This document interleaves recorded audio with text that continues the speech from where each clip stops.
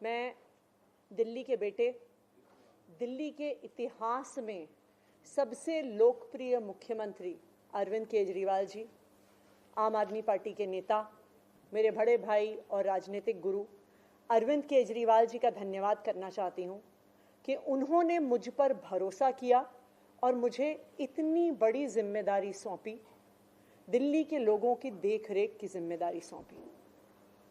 लेकिन आज मैंने मुख्यमंत्री के तौर पे शपथ ग्रहण ज़रूर किया है, लेकिन ये मेरे लिए, हम सब के लिए एक बहुत भावुक क्षण है जब अरविंद केजरीवाल जी दिल्ली के मुख्यमंत्री नहीं हैं।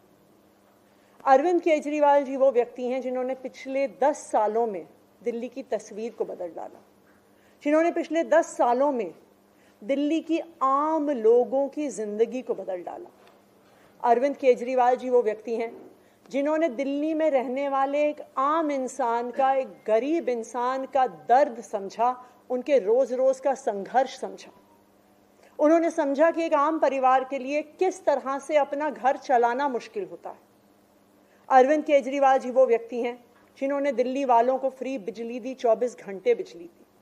अरविंद केजरीवाल जी वो व्यक्ति हैं जिन्होंने दिल्ली के सरकारी स्कूलों में पढ़ने वाले बच्चों का भविष्य बदल डाला, उनको जिंदगी में एक नया अवसर, आगे बढ़ने का अवसर दिया। अरविंद केजरीवाल जी वो व्यक्ति हैं जिन्होंने दिल्ली की महिलाओं को शिक्षा में, रोजगार में आगे बढ़ने का मौका दिया, फ्री बस यात्रा देके। अरविंद केजरीवाल जी वो व्यक्ति हैं जिनकी वजह से आज दिल्ली के लोगों को अपने परिवार के सदस्य का इलाज करवाने के लिए अपने गहने नहीं गिरवी रखने पड़ते, अपने घर नहीं गिरवी रखने पड़ते, क्योंकि सरकारी अस्पतालों में अच्छा इलाज होता है। तो जब अरविंद केजरीवाल जी दिल्ली के मुख्यमंत्री नहीं रहते तो ये हम सब के लिए एक बहुत मुश्किल और एक भावुक घड़ी। आज क्यों अरविंद केजरीवाल जी दिल्ली के मुख्यमंत्री नहीं हैं? क्योंकि भारतीय जनता पार्टी की केंद्र सरकार ने अरविंद केजरीवाल जी के खिलाफ षड्यंत्र रचा, उन पर झूठे मुकदमे लगाए, उनको इन झूठे फर्जी मुकदमों में गिरफ्तार किया, उनको 6 महीने से ज्यादा जेल में रखा, उनको तोड़ने की, उनको दबाने की हर संभव कोशिश करी।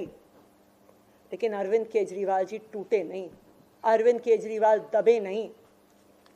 अरविंद केजरीवाल जी को सुप्रीम कोर्ट ने जमानत दी, एक ऐसे कानून में जमानत दी जिसमें पीएमएलए में जमानत मिलना लगभग असंभव होता है। और सुप्रीम कोर्ट ने ना सिर्फ उन्हें बेल दी, बल्कि बेल देते हुए केंद्र सरकार के मुंह पे तमाचा मारा और कहा कि अरविंद केजरीवाल जी की गिरफ्तारी एक दुर्भावना के तहत हुई थी। ये कहा कि केंद्र सरकार की एजेंसी सीबीआई, ईडी पिंजरे में बंद एक तोते की तरह हैं जो सिर्फ अपनी मालिक की आवाज में बोलती हैं। हो सकता है कि कोई और नेता होता तो उनके लिए अदालत का ये फैसला काफी था और वो तुरंत जाके मुख्यमंत्री की कुर्सी पे बैठ जाते। लेकिन अरविंद केजरीवाल जी ने इस देश की राजनीति में एक ईमानदारी और नैतिकता की मिसाल कायम करते हुए मुख्यमंत्री की कुर्सी से इस्तीफा दे दिया। उन्होंने कहा कि मेरे लिए सिर्फ अदालत का फैसला काफी नहीं है, मैं जनता की अदालत में जाऊंगा और जब तक दिल्ली की जनता मुझे नहीं कहती कि मैं ईमानदार हूं, तब तक मैं मुख्यमंत्री की कुर्सी पर नहीं बैठूंगा। मुझे नहीं लगता कि इस देश के इतिहास में या शायद इस दुनिया के इतिहास में ऐसा कोई नेता रहा होगा, ऐसी ईमानदारी और नैतिकता की मिसाल रही होगी जो आज अरविंद केजरीवाल ने देश और दुनिया के सामने रखी है। अब हम सभी दिल्ली वालों को मिलकर एक ही काम करना है, अरविंद केजरीवाल जी को फिर से फरवरी में होने वाले चुनाव में दिल्ली का मुख्यमंत्री बनाना है। अगर दिल्ली के लोग अरविंद केजरीवाल जी को दिल्ली का मुख्यमंत्री नहीं बनाते तो जो फ्री बिजली आज दिल्ली वालों को मिल रही है, भारतीय जनता पार्टी अपना षड्यंत्र रच के उसको खत्म कर देगी। जो सरकारी स्कूल अरविंद केजरीवाल जी ने सुधारे हैं वो फिर से बदहाल हो जाएंगे, मोहल्ला क्लिनिक बंद हो जाएंगे, अस्पतालों में इलाज बंद हो जाएगा, महिलाओं की फ्री बस यात्रा बंद हो जाएगी। तो 2 करोड़ दिल्ली वालों को मिलकर फिर से अरविंद केजरीवाल जी को दिल्ली का मुख्यमंत्री बनाना है। अगले 4 महीने के लिए मेरा यही काम रहेगा कि जो दिल्ली वाले परेशान रहे पिछले 1-1.5 साल में, जब से भारतीय जनता पार्टी का षड्यंत्र शुरू हुआ, जब से भारतीय जनता पार्टी ने एक एक करके हमारे नेताओं को जेल में डालना शुरू किया, जब से भारतीय जनता पार्टी ने एक एक करके हमारे मंत्रियों को जेल में डालना शुरू किया, जब से भारतीय जनता पार्टी के एलजी साहब ने दिल्ली सरकार के काम रोकने शुरू किए, आप देखिए पिछले 2 साल में भारतीय जनता पार्टी ने दिल्ली वालों को परेशान करने में कोई कसर नहीं छोड़ी।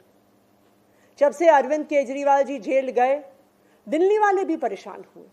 भारतीय जनता पार्टी ने दिल्ली वालों के पानी के बिल हम ठीक करना चाहते थे, उन्होंने उस काम को रोक दिया। भारतीय जनता पार्टी ने जो सड़क के रिपेयर के काम है वो रोक दिए। भारतीय जनता पार्टी और उनके एलजी साहब ने अस्पताल में मिलने वाली दवाइयां रोक दी, अस्पताल में और मोहल्ला क्लिनिक में टेस्ट रोक दिए, दिल्ली से कूड़ा उठना रुक गया। लेकिन मैं आज आपको आश्वासन दे रही हूं कि अब अरविंद केजरीवाल जी जेल से बाहर आ गए हैं और उनके मार्गदर्शन में दिल्ली में कूड़ा भी उठेगा, सड़कें भी ठीक होंगी, पानी के बिल भी ठीक होंगे, दिल्ली में जो सीवर की समस्या है वो भी ठीक होगी, जो दवाइयां नहीं मिल रही हैं उसको भी हम ठीक करेंगे। मैं दिल्ली वालों को यह आश्वासन देना चाहती हूं कि अब अरविंद केजरीवाल जी जेल से बाहर हैं, भारतीय जनता पार्टी का कोई भी